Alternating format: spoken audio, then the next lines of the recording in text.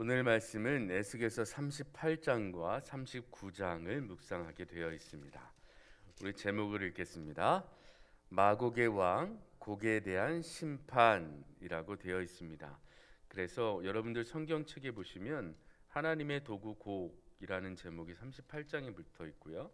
39장 보시면 침략자 곡의 멸망이라고 되어 있습니다. 그리고 39장 말미에 21절부터는 이스라엘의 회복이라는 제목이 붙어 있을 겁니다. 그래서 배경을 읽어보겠습니다. 시작. 에스겔은 이스라엘의 주변국의 심판을 다룬 뒤 이제 이스라엘 곧 하나님의 나라를 대적하는 전 인류적인 전쟁과 심판을 곡과 마곡이라는 이름으로 그리고 있습니다. 마지막 종말 때 세상 모든 나라가 하나님을 대적하여 대전쟁이 일어나지만 하나님이 심판하십니다 라고 되어 있죠.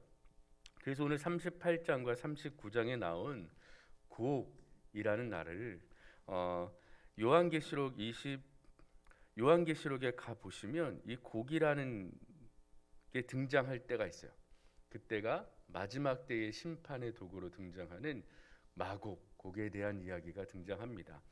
그래서 이 두 가지를 합하여 오늘 성경의 구절을 마지막 때에 하나님의 나라를 대적하는 세력과 그 세력을 무찌르시는 하나님의 능력, 그리고 그들의 백성을 회복시키시는 하나님의 은혜, 이렇게 해서 연결시켜 해석하는 경우들이 많이 있습니다. 우선 우리가 이런 이해를 가지고 우리 하나하나 생각해 보도록 하겠습니다. 1번입니다. 38장 1절부터 16절인데요. 읽겠습니다. 종말 때 되어질 일들. 세상 모든 나라가 대적하여 이스라엘 하나님의 나라에 큰 전쟁을 일으킬 것인데 에스겔서 38장과 39장에서의 마곡, 로스, 메색, 두발이라는 이름은 실제적 이름인지 아닌지는 확실치 않지만 세상 모든 나라가 연합하여 곡이라는 왕의 이름으로 대적할 것을 말씀하십니다. 그리고 동일한 내용이 요한계시록에도 동일하게 말씀하십니다. 그래서 요한계시록 20장 8절에 가보면 그런 말씀들이 등장합니다. 그래서 1번을 보면 종말 때 되어질 일들이라고 되어 있어요. 그래서 오늘의 나라들을 특정한 나라들로 생각하지 말고 하나님의 나라를 대적하는 세력들의 총합이라고 생각하시면 됩니다. 특별히 종말 때 되어질 일들이라고 되어 있는데요. 여기서는 마지막 심판을 이야기하는 것 같지만 성경을 보면 종말, 말세라고 하는 것은 바로 지금 여러분들이 살아가고 있는 지금의 이 시대가 이미 말세임을 말씀하고 계세요. 내가 말세에 내 영을 모든 육체에게 부어주리니 라는 말씀이 있죠. 사도행전 2장에 나옵니다. 하나님의 영이 모든 육체에게 부어진 때, 그때부터 말세가 시작되었음을 우리가 알 수 있어요. 그러면 하나님께서 예수님을 통하여 부활하여 승리하시고 예수님께서 하나님 우편 보좌에 앉으시고 또 다른 보혜사를 우리에게 보내주시는데 그분이 바로 성령 하나님이십니다. 하나님의 영이신 성령 하나님을 이제 예수 그리스도를 믿는 모든 자에게 부어주셨어요. 그래서 예수님을 믿는 모든 사람들은 언제를 살아가는 사람들이냐 하면 말세를 살아가고 있는 분들이에요. 여러분들이 지금 그런 분들입니다. 그 이해를 가지고 2번 보겠습니다. 38장 17절부터 39장 16절까지입니다. 읽겠습니다. 그러나 이 인류 최종적인 전투에서 하나님을 이들을 심판하시는데 전염병과 천재지병 등 하나님의 방법으로 그들의 시체를 7개월 매장하고 그들의 무기를 7년 땔감으로 사용하게 될 것입니다. 이런 말씀들은 상징적이지만 계시록에서도 최종적으로 사단의 무리들이 심판받을 것을 말씀하고 있습니다. 그래서 이 말세를 살아가는 여러분들에게 가장 중요한 확신은 무엇이어야 하냐 하면 반드시 승리할 거라는 확신이 여러분 마음속에 있으셔야 돼요. 지금 이 세상을 보면 하나님께서 말세의 시대에 예수님이 언제 오실지 모르지만 지금 이 시대에도 하고 계신 하나님의 일이 있으세요. 그것은 그분이 구원하시려고 작정하신 사람들을 이 모아드리는 일을 하고 계셔요. 그 수가 완전히 충족될 때까지는 예수님께서 오시지 않는 거죠. 그 일을 여러분들이 지금 감당하고 계신 거예요. 그래서 하나님은 참고 계시고 그들의 백성들을 자꾸 이쪽으로 불러 모으고 계시고 그 일을 여러분을 통하여 하고 계신 거예요. 근데 여러분들이 그런 일을 할 때 뭘 받을 거냐 하면 고난과 핍박과 조롱을 받게 될 거라는 겁니다.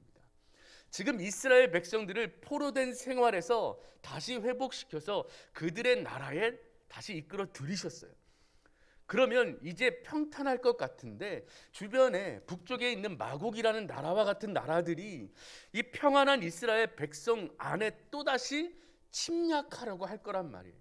그때에 하나님께서 보호해 주시겠다라는 겁니다. 막아 주시겠다라는 겁니다. 그래서 하나님이 뭘 할 거냐 하면 우리 가볼까요? 39장 보시죠.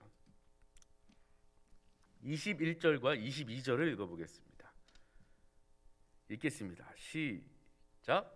내가 내 영광을 여러 민족 가운데에 나타내어 모든 민족이 내가 행한 심판과 내가 그 위에 나타낸 권능을 보게 하리니 그날 이후에 이스라엘 족속은 내가 여호와 자기들의 하나님인 줄을 알겠고 라고 되어 있어요. 하나님께서는 그냥 가만히 계시지 않아요. 이런 일들을 통하여 하나님이 누구신지를 드러내시겠다라고 하는 겁니다. 이런 일들을 성경책은 뭐라고 표현하고 있냐면 25절 보시죠. 읽겠습니다. 시작. 그러므로 주 여호와께서 이같이 말씀하셨느니라.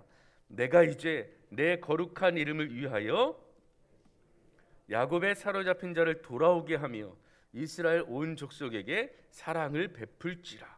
여호와께서 열심을 내어라고 표현되어 있습니다. 여호와 하나님께서는 그들의 백성을 모으시는 일에 열심을 내시는 거예요. 그 아들을 죽기까지 하시고 다시 살려내어 승리의 확신을 여러분에게 주셔서 여러분들에게 명령하시는 거예요. 세상 끝까지 달려가서 예수 그리스도의 이름으로 세례를 받게 하고 내가 너희에게 행한 것을 모두 가르쳐 지키게 하라. 이 일에 열심이신 거예요. 하나님은 지금도 열심이세요. 그 열심을 여러분과 함께 하시려고 성령 하나님을 부어주셨습니다. 3번 읽겠습니다. 39장 17절부터 29절입니다. 시작. 이 세상의 모든 심판은 종식될 것이고 그들은 영원한 심판을 받으며 마귀와 거짓 선지자들도 결국 영원한 불에 들어갈 것인데 계시록 20장 7절에서 10절에는 에스겔이 본 환상과 심판의 방법이 똑같이 그려지고 있습니다. 에스겔이나 요한이나 모두 동일하신 하나님께로부터 계시를 받았기 때문입니다. 그러므로 굳게 서야 합니다 라고 되어 있습니다. 여러분, 요한계시록의 말씀을 읽으실 때는 이미 성취되어진 말씀이 있고 아직 성취되어지지 않은 말씀들이 있어요. 그래서 요한계시록을 읽으실 때 먼 나라 이야기로 들으시면 안 돼요. 이미 우리에게 일어나고 있는 일들이 기록되어 있는 겁니다. 그런 고난과 핍박 가운데 여러분들이 어떻게 사실 것인가 라는 것을 보셔야 돼요. 미리 말씀드렸듯이 우리의 승리는 확실합니다. 그런데 우리에게 주어지는 일 가운데 우리가 이 세상을 살아가는 이 종말을 살아가는 우리의 삶의 모습이 어떠한가를 돌아보셔야 돼요. 주님이 오늘 오시든 내일 오시든 그것이 우리에게 기쁨과 소망이 되고 있는가를 돌아보시면 됩니다. 하나님께서 우리를 구원하신 목적은 그분의 일을 하라고 불러주신 거예요.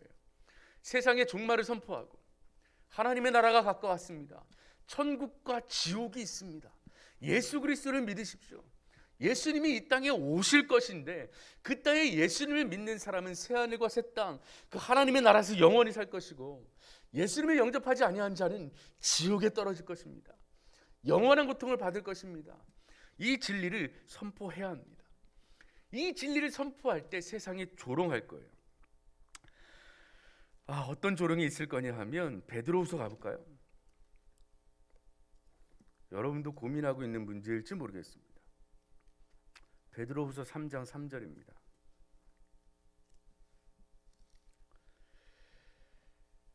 신약성경 386페이지 어간에 있습니다. 신약성경 386페이지쯤에 베드로후서 3장 3절과 4절을 읽어보겠습니다. 시작. 먼저 이것을 알지니 말세에 조롱하는 자들이 와서 자기의 정욕을 따라 행하며 조롱하여 이르되 주께서 강림하신다는 약속이 어디 있느냐? 조상들이 잔후로부터 만물이 처음 창조될 때와 같이 그냥 있다 하니라고 할 거라는 거예요. 중요한 건 우리를 조롱하는데 어떻게 조롱할 거냐면 3절 보세요. 자기 정욕을 따라 행하며 조롱할 거예요. 즉 그들이 뭐냐 하면 예수 그리스도가 온다고 하는데 그게 어딨냐라는 거예요. 그러면 예수님이 다시 오지 않을 것처럼 살 건데 그런 사는 모습이 자기 정욕을 행하며 막 사는 모습을 여러분에게 보여줄 거라는 겁니다.